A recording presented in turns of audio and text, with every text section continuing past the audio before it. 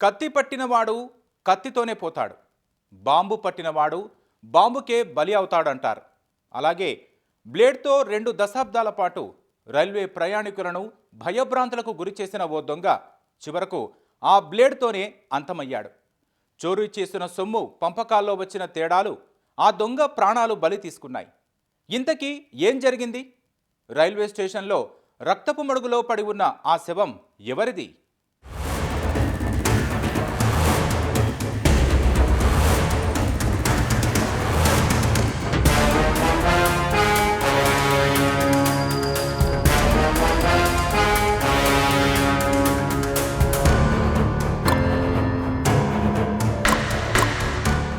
మార్చి 4వ తేదీ ఉదయాన్నే గుంటూరు రైల్వే పోలీసులకు ఓ ఫోన్ వచ్చింది.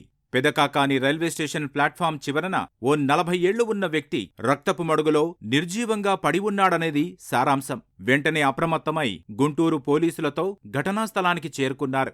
మృతుని గొంతు కోసి ఉండడంతో హత్యగా ప్రాథమిక నిర్ధారణకు వచ్చి పోలీసులు ఆ దిశగా దర్యాప్తు ప్రారంభించారు.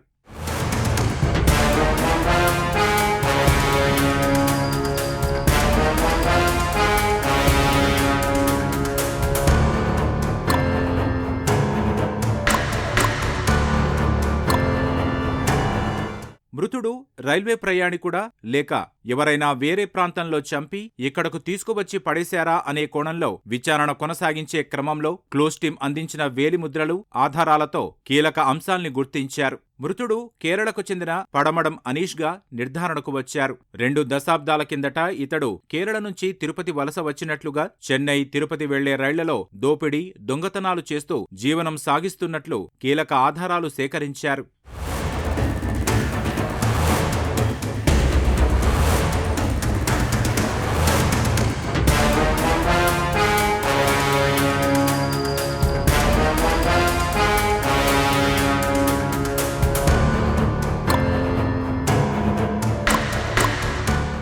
ఇరవై ఏళ్లుగా దొంగతనాలు, దోపిడీలు చేస్తున్న అనీష్కు తమిళనాడుకు చెందిన కుమార్ అలియాస్ ఎంతోనీ కుమార్, కేరళకు చెందిన దినేష్ అలియాస్ మెంటల్ బాయి, అనంతపురానికి చెందిన కొప్పుల వెంకటేష్ అలియాస్ వెంకీబాయితో స్నేహం ఏర్పడింది. వీరంతా కలిసి తిరుపతిలో ఉంటూ రైళ్లలో తిరుగుతూ ప్రయాణికుల జేబులు కత్తిరించడం, దొంగతనాలు చేయడం మొదలుపెట్టారు.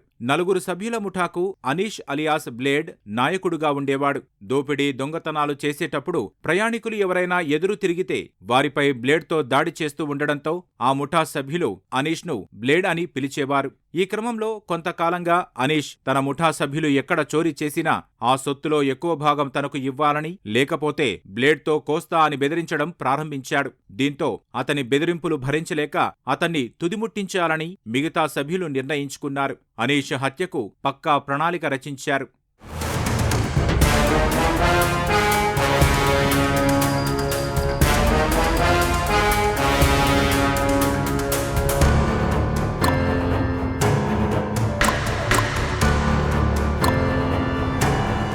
పోలీసులకు సందేహం రాకుండా తిరుపతిలో కాకుండా గుంటూరు పరిసర ప్రాంతాల్లో అనీష్ను చంపాలని నిర్ణయించుకున్నారు. గుంటూరులో వెళ్లి ఎంజాయ్ చేసి దొంగతనాలు చేద్దామని అనీష్కు ముఠా సభ్యులు చెప్పారు. సహచరులు చెప్పిన దానికి అనీష్ సరే అనడంతో వారంతా మార్చి 3వ తేదీకి గుంటూరు చేరుకున్నారు. ఒక బార్లో బాగా మద్యం తాగారు. ఆ రోజు రాత్రికి పెదకాకాని రైల్వే స్టేషన్కు వెళ్లి అక్కడ రైలులో దొంగతనం చేద్దామని అనీష్ను తీసుకువెళ్లారు. ప్లాట్ఫామ్ చివరకు తీసుకెళ్లిన ముఠా సభ్యులు అక్కడ అనీష్ తలపై వెనుక నుంచి బండరాయితో కొట్టి బ్లేడ్తో గొంతు కోసి హతమార్చారు. Anish alias blade native of Kerala, residing of Tirupati అని చెప్పి తెలుసుకోవడం జరిగింది.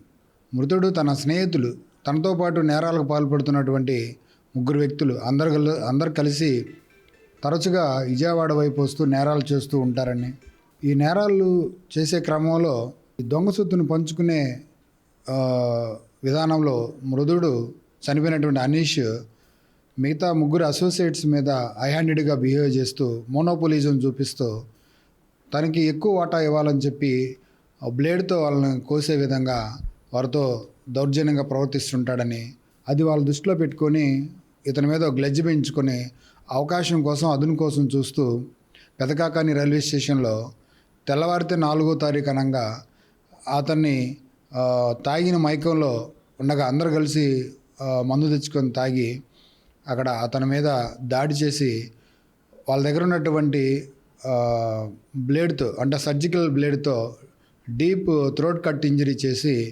అతన్ని హత్య చేయడం జరిగింది.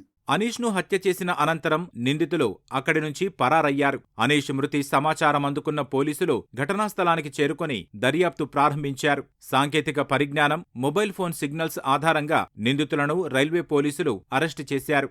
ఆధిపత్య పోరు, చోరీ సొత్తు పంపకాల్లో విభేదాలతో సహచరుడిని హతమార్చినట్లు 3 నిందితులు విచారణలో ఒప్పుకున్నట్లు జీఆర్పీ పోలీసులు వెల్లడించారు. ఆ నిందితులు ఆల్రెడీ నేరస్తులని చెప్పి మనకు తెలిసింది. జరిగిన పరిణామాలను దృష్టిలో పెట్టుకొని వారు ఆల్రెడీ గతంలో అరెస్ట్ అయి ఉన్నారు.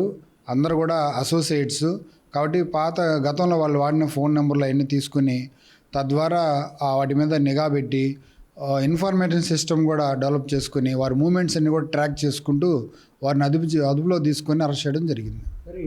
కేసు దర్యాప్తు చేసి కేసుని వేగవంతం చేసి ఎవరైతే అతనితో పాటు నేరాలు పాల్పడుతూ ఉన్నారో వాళ్ళందరినీ కూడా అదుపులో తీసుకొని విచారించగా వారు నేరాన్ని అడ్మిట్ అవ్వడం, జరిగిన విధానం మొత్తం తెలియజేయడం జరిగింది. ఇంకా కూడా కేసులో జరగాల్సినటువంటి ఇన్వెస్టిగేషన్ త్వరితగతిన పూర్తి చేసి ఛార్జ్షీట్ ఫైల్ చేసి స్పీడీ ట్రయల్ చేసి కేసుని కన్విక్షన్ వచ్చే విధంగా అన్ని విధాల ఛార్జ్షీట్ ఫైల్ చేయడం జరుగుతుంది.